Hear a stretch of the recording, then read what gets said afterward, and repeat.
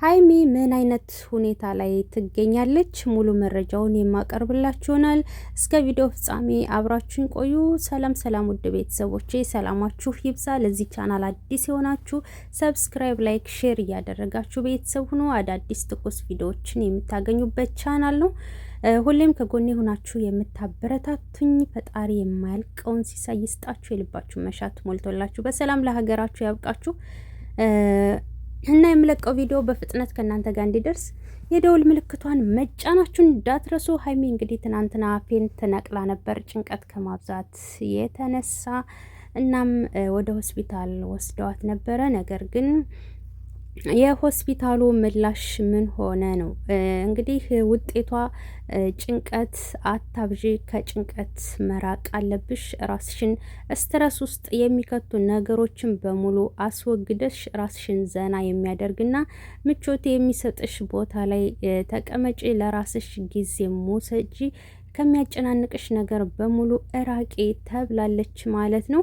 እናም ሀይሚዬ እንግዲህ ፈጣሪ ጨርሶ ይማርሽ ማለት ነው። ከትናንትና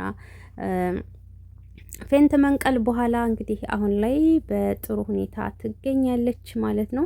በነገራችን ላይ ጭንቀት ማብዛት እጅግ በጣም መጥፎ ነው ማለት ነው። ምክንያቱም ከጭንቀት የተነሳ ነው ብዙ ነገሮች የሚመጡት እና ሀይሚ ደግሞ ብሩክን አጣዋለሁ ወይንስ ከኔ ጋር ይቀጥላል ወደ ልጁ ያው ልጅህ ነው ብለው የልጅ አባት ሁኜ ፍቅር ሰጣታለሁ እያለ አይደለ እንትና ምናልባት የሱ ልጅ ከሆነ ምናልባት ወደ እሷ ይሄዳል የሚለው ስጋት አለባት ማለት ነው። እና ሀይሚዬ እንግዲህ አይዞሽ፣ ብሩክ ያ ዛሬም ያንቺ ነው ነገም ያንቺ ነው ማለት ነው።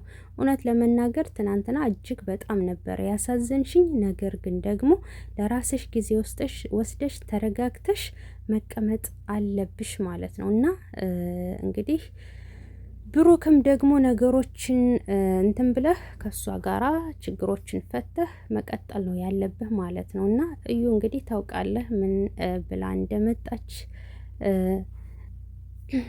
አሁን እዩ ሩት እንትናን እቺ ሀይሚን እያለቻት ያለችው ስለለመንኩሽ ነው እንደዚህ ምትሆኝ ምናምን ሲል ነበረ ማለት ነው። እና ቡራም ተረጋጋና ልጅ ጸጋ ነው ችግር የለውም ቢሆን እንኳን ምንም ያሳስብ ነገር የለም በውጭ እየረዳ ትዳርህን መቀጠል ትችላለህ ከሀይሚ ጋር ማለት ነው። እና ሲጀመር እኔ እዩ የያዘችው ልጅ ህፃን ፊቷ ብትዞር ቁጭ በቃ የዛኛው ልጅ ናት ማለት ነው። ገባችሁ? ፊቷን በደንብ አዙረው እዩ አተማ ማለት ነው። እና ለማንኛውም ሁላችሁም ተረጋጉ፣ በቃ ተረጋጉ። ሀይሚዬም አትፍረዱባት ማለት ነውና አይዞሽ፣ በሷ አትፍረዱባት። ቃል ገብተሻል ተጋፈጭ ምናምን የምትሏት ተጋፍጣለሽ። ከዚህ በላይ ምን ትሆንና በሷ ቦታ ሆናችሁ ማየት አለባችሁ። አትፍረዱ። በቀጣይ ቪዲዮ እንገናኛለን። ወዳችኋለሁ። ሰላም ቆዩልኝ።